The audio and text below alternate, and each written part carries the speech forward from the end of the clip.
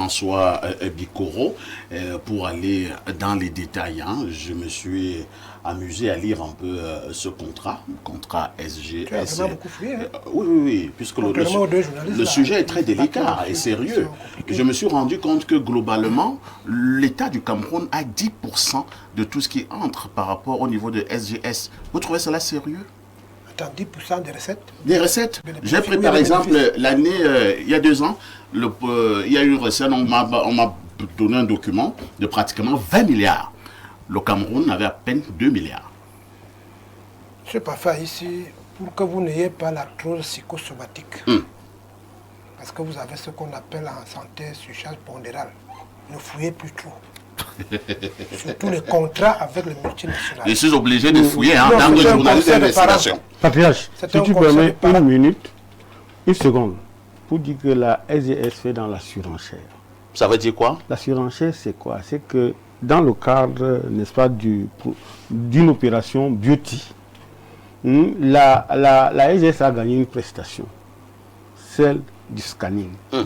Sauf qu'après avoir installé un certain nombre de choses, la SGS devait se retirer après avoir encaissé, n'est-ce pas, sa prestation.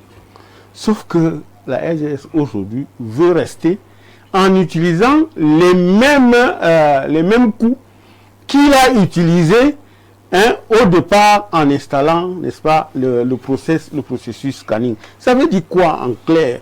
Ce que la DGSN, par exemple, commande, n'est-ce pas, une structure de surveillance des villes.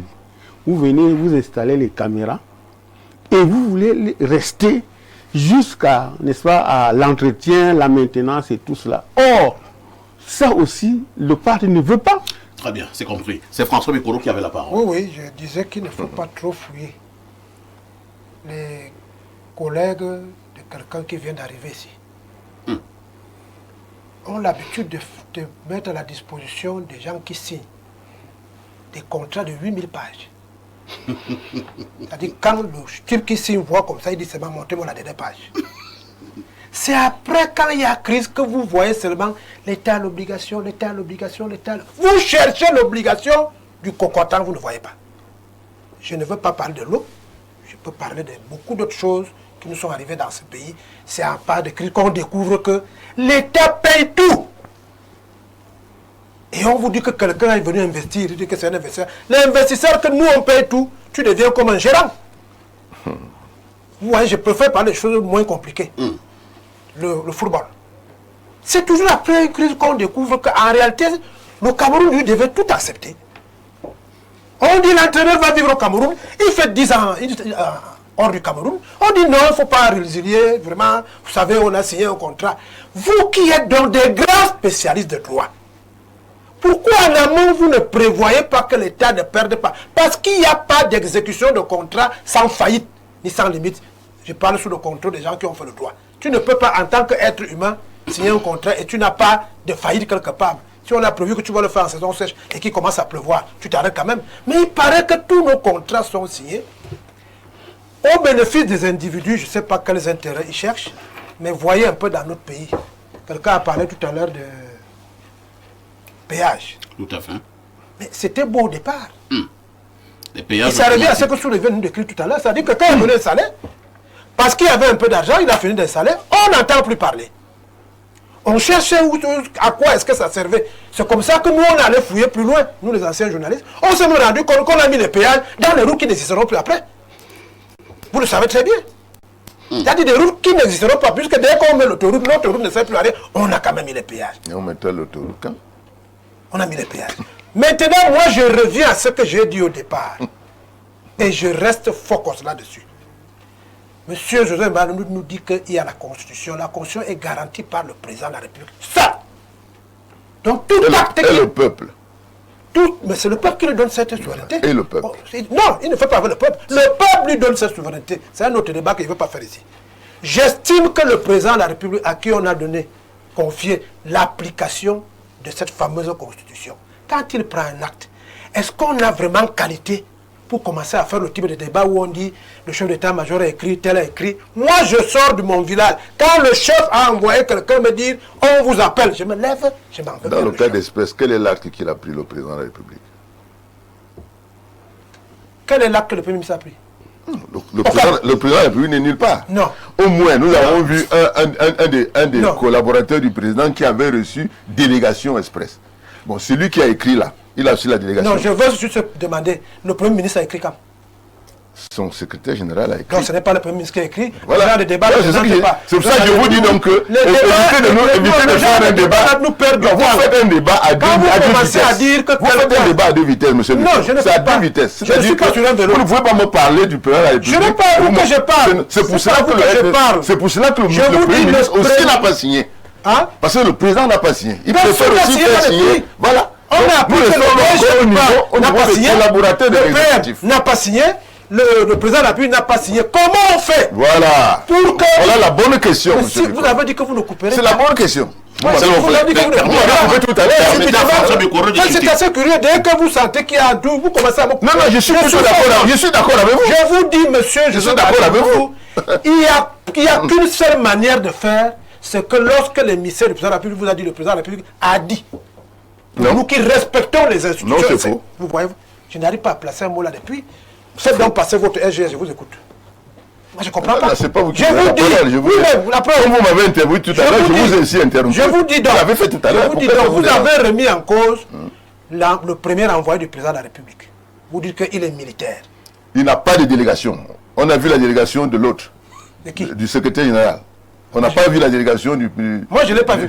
Si, c'est écrit dans les journaux, tout le monde l'a vu. Alors, moi, je l'ai pas vu. Nous allons accueillir un autre invité permanent qui nous a retrouvés sur ce plateau. Il m'aura manqué.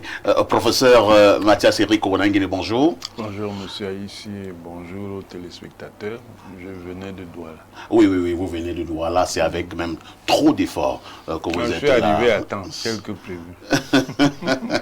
Alors, vous nous trouvez sur ce sujet qui met la République en ébullition, le sujet ayant trait au scanning au port autonome de Douala. Et nous avons lu une série de correspondances tout à l'heure, des correspondances certainement que vous avez également lues. La première correspondance, celle du chef d'état-major particulier, du chef de l'État, qui répercute les hautes instructions du chef de l'État en disant que le chef de l'État a dit oui pour que Transatlantique commence à exercer et que SGS se mette de côté.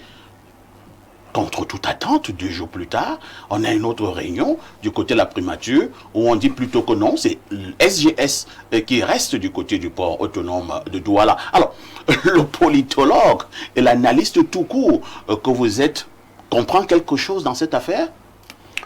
Ce que l'on peut comprendre de cette affaire, c'est qu'il y a des intérêts spéciaux qui parasitent les impératifs souverains.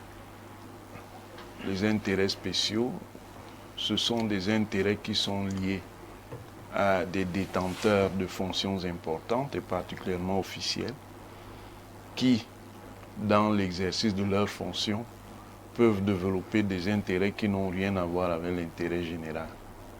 Et puis il y a des impératifs souverains renvoyant à la raison d'État. Pour ce qui concerne ce qui est présenté ici, comme l'intervention du chef d'état-major particulier du président de la République, on sait qu'en sa qualité d'officier, et particulièrement d'officier général, il est astreint à une forte réserve. Donc on ne peut pas imaginer qu'un officier général, par ailleurs chef d'état-major particulier du président de la République, s'insinue de n'importe quelle manière dans le traitement de certains dossiers. S'il avait l'imprudence de le faire sans bénéficier des très hautes instructions du président de la République, ce serait particulièrement brûlant pour lui du point de vue de la discipline. Donc, nous avons la preuve de ce que le président de la République a donné son haut accord. Je dis seulement que quand on analyse les conditions de réserve qui s'appliquent aux officiers, et aux officiers généraux. Quand par ailleurs, le dit officier général est le chef d'état-major particulier du président de la République, vous vous imaginez qu'il puisse, comme cela, sans bénéficier des très hautes instructions du président de la République, se déployer? Ce serait un risque immense pour lui, avec des sanctions disciplinaires qui peuvent être très très fortes. Et comment comprendre donc la réaction du Premier ministre, chef du gouvernement? C'est la première chose. Deuxième chose, oui. rien, même pas l'intérêt contractuel, n'est au-dessus de l'intérêt de l'État. Ça veut dire quoi? Ça veut dire que s'il y a des impératifs de sécurité nationale à mettre en œuvre, l'État du Cameroun peut tout à fait décider de résilier un contrat. Terminé. Et en la matière, vous vous imaginez que dans une ville qui est la porte d'entrée, la porte de sortie de notre pays sur le monde, qui s'appelle Douala, on peut avoir des flux qui ne sont pas surveillés ou qui ne sont pas intégralement surveillés. Donc, laisser à notre porte d'entrée et de sortie, laisser des choses d'entrée et sortie de n'importe quelle façon, au prétexte qu'on aurait signé un contrat, au prétexte que ce contrat génère des intérêts pour tel ou tel. Pour un État sérieux, ça ne peut pas se faire. Tout ce qui entre et sort par le port de Douala doit être absolument contrôlé. Parce qu'on peut y faire entrer de tout. Et nous sommes dans une conjoncture où le Cameroun, depuis une quinzaine d'années, fait l'objet de ce qu'on appelle des actions indirectes et couvertes pour le déstabiliser. Professeur. Donc, tout est possible. Tout à fait. Voilà. Professeur, vous n'allez pas échapper à l'analyse de la riposte du Premier ministre, chef du gouvernement. Mettez les guillemets à riposte. Je ne sais pas s'il s'agit d'une riposte. Il s'agit donc de quoi? Je ne sais pas s'il s'agit d'une riposte. Comment vous comprenez la réaction du Premier ministre? Je ne sais pas s'il s'agit d'une riposte. Je dis seulement qu'au vu de la situation, il faut être extrêmement prudent. C'est-à-dire quoi? Le chef d'état-major particulier du président de la République ne peut pas faire ce qu'il a fait sans approbation du président. S'il a pris ce risque, c'est vraiment à ses risques et périls. À partir de ce moment, quand on est donc maintenant dans l'analyse politico-administrative de la situation, sauf donc à ce que le Premier ministre chef du gouvernement ait donc la preuve que c'est faux, ça devient encore plus difficile, entre guillemets, pour utiliser votre terme de riposter. C'est une situation où il faut être très prudent. Très prudent. Parce que les implications pour les différents responsables peuvent être lourdes. Donc, il faut faire extrêmement attention. Maintenant, dans le regard, cette affaire n'est pas le bienvenu. Et pourquoi? Non, laissez-moi suivre. Pour l'image de l'État. C'est dommage. Le Cameroun a encore un problème d'image au regard de nombreux scandales précédents. Un État a toujours l'obligation d'entretenir son image. Y compris au Cameroun. C'est une exigence fondamentale. Le Cameroun ne déroge pas à cela. C'est une exigence fondamentale. Merci, professeur. Et ça peut avoir des implications dangereuses que de dégrader l'image de l'État à partir de querelles permanentes de coordination. C'est très dangereux. Je ne voudrais pas développer plus. Bon, mais lorsqu'on observe, bon, je ne sais pas, je vois que le prof est très prudent. Bon, nous n'avons aucune raison d'être aussi prudents que lui. Je ne pense pas que le Premier ministre puisse prendre, et autant que vous l'avez indiqué pour son chef d'état-major. Alors, la question, est-ce que ce n'est pas un marionnettiste qui est en jeu, qui est en marche? qui crée effectivement... Voilà. Voilà là où se trouve l'affaire. Oui, est-ce que c'est pas... Est-ce que nous ne sommes pas là devant quelqu'un qui tire des ficelles? Et qui serait donc qui? Et la question, mais écoute, tu vas répondre. Le professeur a envie de répondre. Alors, le professeur a envie de répondre. Non, tu as trouvé le... Et vous savez que, d'ailleurs, Bikoro le sait, nous sommes sur ces analyses du pays depuis des années. Nous avons un gouvernement. On lui a enlevé la gestion du Covid-19. Sans que ça... Dans une chose qui s'appelle Task Force. Tout un gouvernement, avec tous les sectoriels, c'est parti. J'ai appris qu'on était en situation d'urgence. Hein. Deux, nous avons la coupe de la canne. Nous étions encore en situation d'urgence. Voilà.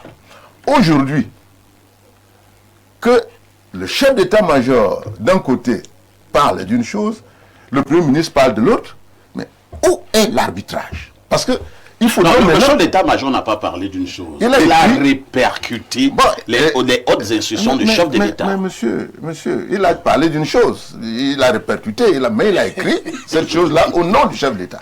Et je vous rappelle que le Premier ministre, chef du gouvernement, est également le principal collaborateur du chef de l'État. Et les deux, est-ce que les deux peuvent se parler, c'est-à-dire le chef d'état-major et le Premier ministre? Est-ce qu'ils se sont parlé? C'est possible? Est-ce que le chef d'état-major a encore besoin d'aller parler avec le Premier ministre lorsque lui a reçu les hautes instructions? Nous sommes là dans les couloirs de la gouvernance. Ils ont un téléphone. Le Premier ministre peut appeler. Il lui dit que bon, je viens de voir ce papier, mais voici des éléments qui me permettent de te rappeler que bon, dans ça, peut-être on ne peut pas les chercher. Donc lorsque le président de la République... Attendez, José-Marie. Oui. Donc lorsque le président de la République a décidé, le Premier ministre peut le recadrer. On regarde des éléments que lui là. Non, ce n'est pas un problème de recadrage. C'est un problème de quoi? De collaboration. Vous avez quelqu'un qui dit... La note a été rendue officielle. Il dit 100% scanning. Tout à fait. Oui. Mais quand vous lisez le document du qui vient du Premier ministère, on vous dit qu'il y a des espaces non scannés. Donc il faut comprendre que là-dedans, est-ce que ce n'est pas ce qu'on appelle la diversion? Non, ce n'est pas la diversion. Et je crois que Mathias l'a dit, c'est-à-dire que tout doit être contrôlé. Et puis, je pense qu'il faut également entendre cela, et Soulé l'a dit, il y a peut-être un programme futur de sécurisation totale qui exclut donc désormais un opérateur comme celui-là. Je pense que le projet POSEC, je pense que c'est nous qui faisons dans l'émotion. C'est-à-dire, observons calmement la démarche de chaque acteur. Je ne pense pas que John Bouté puisse défier Paul Biya. Ça m'étonnerait. Non, nous avons les correspondances. Mais précisément, c'est peut-être vous qui êtes dans l'émotion. Voilà.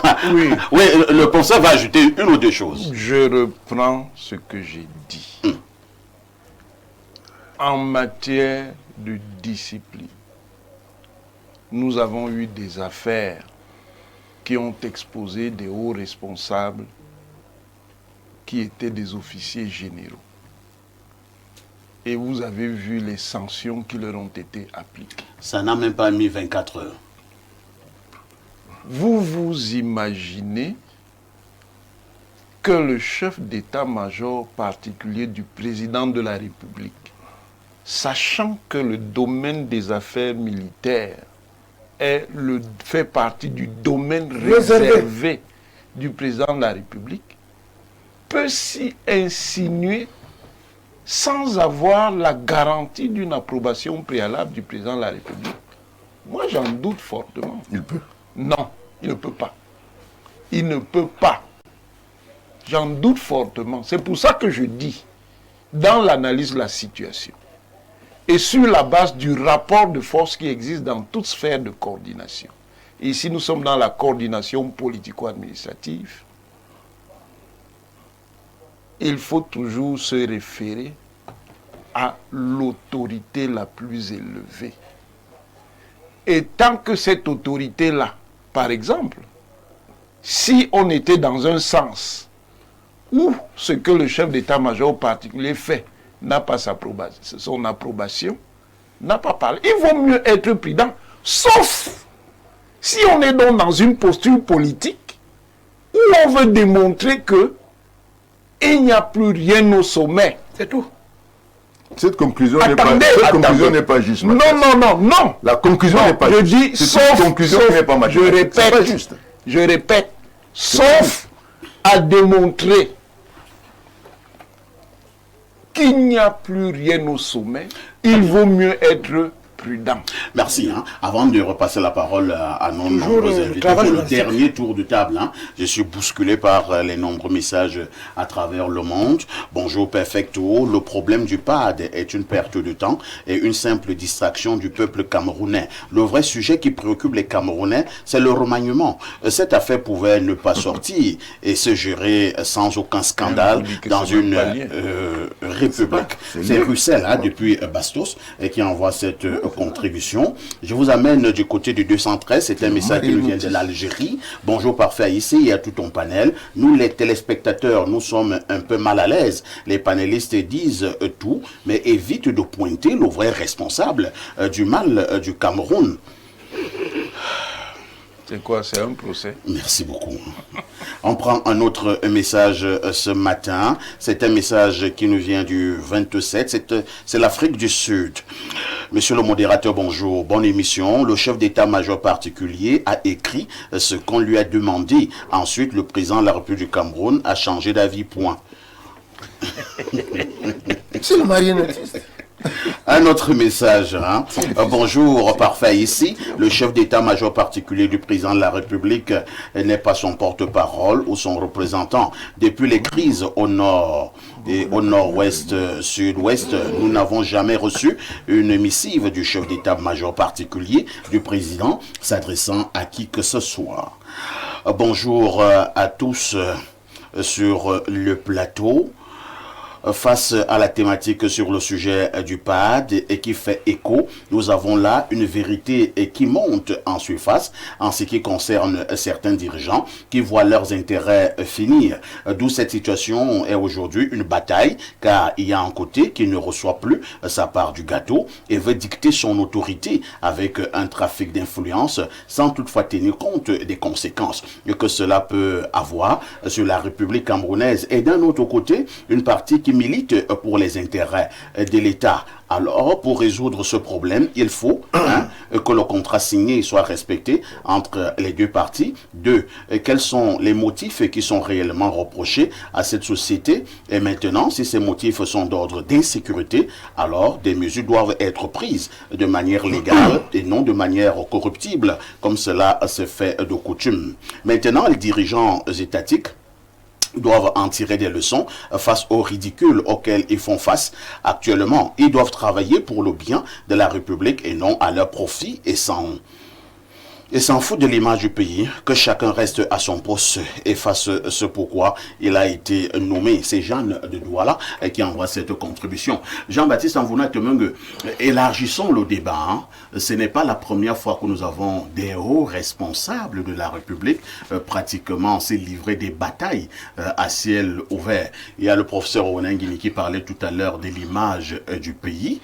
À un moment donné, est-ce que ces hauts responsables se soucient réellement encore de cette image du pays? Deuxième préoccupation, parce que le Cameroun est encore gouverné, est-ce qu'il ne faut pas qu'on ait une autre réaction du président de la République, ou alors il faut s'en tenir à sa toute première réaction à travers son chef d'état-major particulier? Oui, moi je crois que c'est par là que j'ai commencé mon intervention. C'est le chef de l'État qui décide en dernier ressort. C'est lui qui nomme d'ailleurs tout ce personnel civil et militaire. Ce personnel, ses collaborateurs peuvent avoir des divergences. C'est à lui d'arbitrer. Et un téléspectateur qui dit le chef de l'État a peut-être changé d'avis. Il a ce droit. Si, après une première décision, il y a de nouveaux éléments qu'on lui présente pour l'intérêt supérieur de la nation, il a le droit de changer. Comme il peut aussi, justement, changer aussi d'avis après avoir signé un contrat. Il estime que l'intérêt supérieur de l'État impose la lecture de ce contrat. Le problème de fond, je crois que l'hypothèse à partir de laquelle certains de ses collaborateurs ont engagé une possibilité de remplacement de l'opérateur, c'est tout simplement le fait que le contrat, au départ, courait sur 10 ans, de 2015 à 2025. Qu'est-ce qui justifie? C'est le nœud même du problème. Et les juristes doivent nous dire comment régler ce problème juridique. Qu'est-ce qui justifie que les 4 scanners qui devaient être implantés avant la fin de 2015 que le dernier soit retardé jusqu'en 2022. Le dernier a été implanté plutôt en 2022. Voilà, alors, donc pratiquement 7 ans plus tard. Entre-temps, l'opérateur travaillait pendant les 7 ans avec les 3 scanners et il était rémunéré. Mais qu'est-ce qui justifie ce retard? L'opérateur dit, c'est parce que le port autonome n'a pas montré l'emplacement où il fallait l'implanter.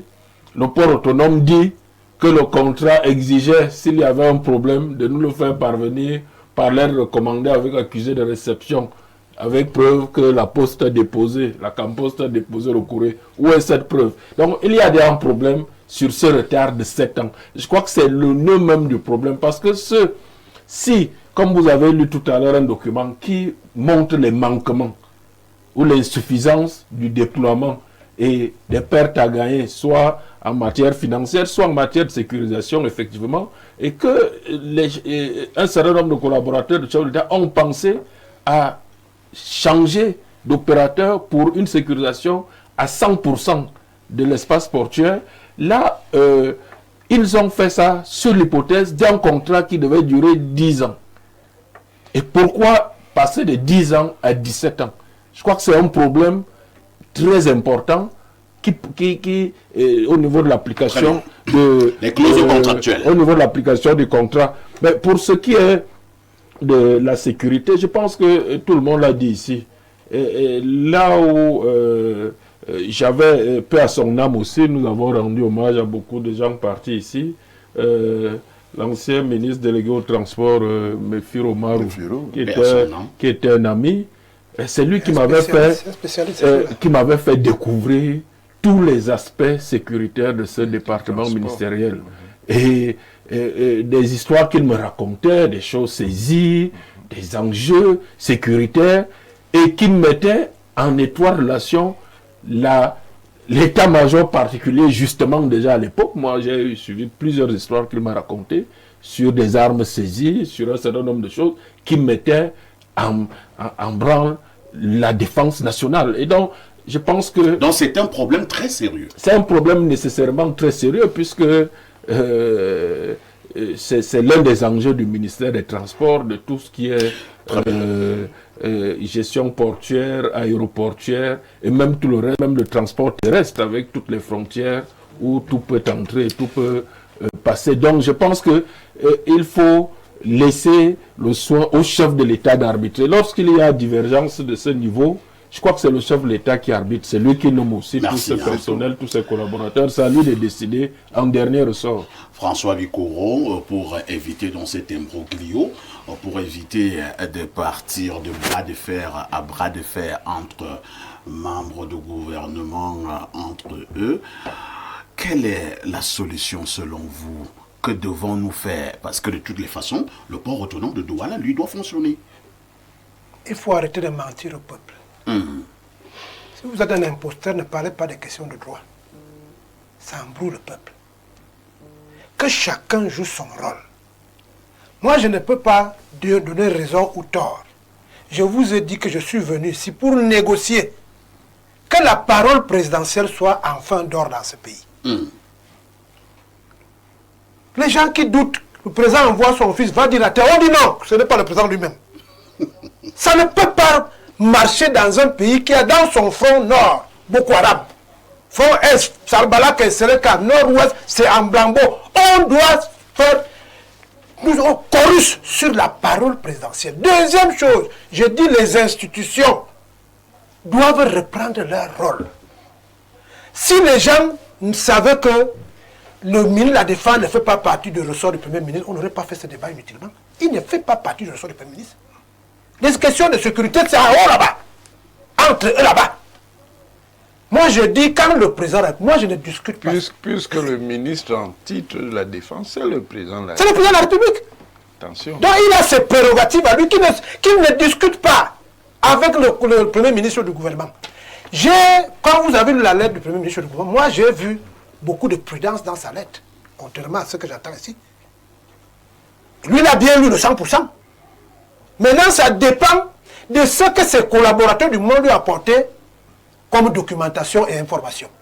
Mais pourquoi en mars 2025, la lettre du chef d'état-major ne faisait pas problème? Moi, de toute façon, moi j'ai cru que c'était hier. Mais on dit qu'il y a eu des rappels et tout. Il paraît même que l'autre, là, deuxième opérateur, là, il travaille. Il travaille. Non, comment? Il travaille. Transatlantique. Jusqu'à ce que les douaniers bloquent, je crois, quelque chose comme ça. Moi, je suis au village, je ne comprends pas bien ces choses-là. Donc, moi, je suis venu ici pour dire, vraiment, on engage un nouveau septennat. L'image de la République Très bien. est excessivement écornée. Parce que nous expliquons de tout et de rien. On a de la difficulté à remettre chacun dans son domaine précis. Pour que ça marche parfait ici, oui. Nous en ferons débat tout à l'heure pour le sujet qui suit. Tout à fait. Ça peut aussi avoir une incidence plus ou moins directe quand les gens ne sont plus sûrs. Dans les tout prochains jours, ça donne des réactions compliquées. Nous en parlerons. Donc c'est pour ça que moi je suis resté ici. Je me résume encore. Faisons un effort pour qu'on respecte la parole du président de la République. Elle a commencé pour le cas du Sud en 2011. Et Kribi et Bolova, passant par Acom 2, le ministre est encore en fonction, il ne semble pas s'en souvenir. Il y a tellement de choses comme ça là. Aider à Kribi, ça fait près de 5 ans aujourd'hui, les conteneurs tombent. Moi je vois seulement ce doigt-là qui vous intéresse, c'est compliqué. La parole présidentielle, c'est que quand il met un gouvernement en place, il leur donne des missions. La seule manière pour eux de collaborer avec le chef de l'État, c'est de faire leur mission. Coordination et solidarité, c'est la seule chose qui peut sauver le gouvernement des tout prochains jours. Coordination et solidarité, selon François Lucolo, c'est la seule chose qui peut sauver le gouvernement dans les tout prochains jours, ou alors dans les jours prochains. De toutes les façons, merci d'être toujours à l'écoute de votre programme de Expression. Nous marquons une touche pause.